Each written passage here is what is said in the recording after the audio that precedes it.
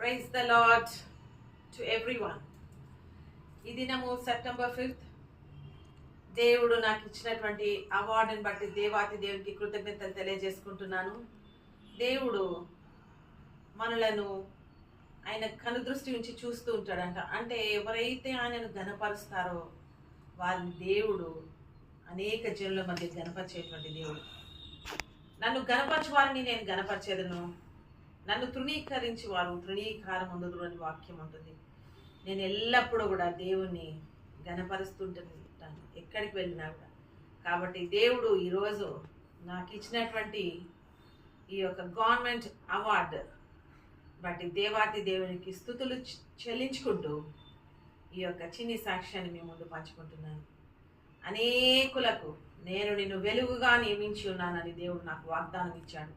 ఆ ప్రాంతానికి వెళ్ళినప్పుడు ఆ ప్రాంతంలో కొద్దిపాటి కాలంలోనే దేవుడు నాకు అనుగ్రహించిన ఈ యొక్క విజయానికై దేవాతి దేవునికి వందనాలు తెలియజేసుకుంటూ ఈ చిన్న పాటను పాడాలని ఆశ కలిగి ఉంటున్నాను.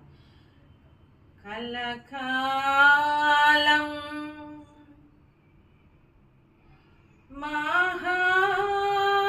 మహాత్యం నీకే చెల్లును యెహోవా యెహోవా యెహోవా యెహోవా మా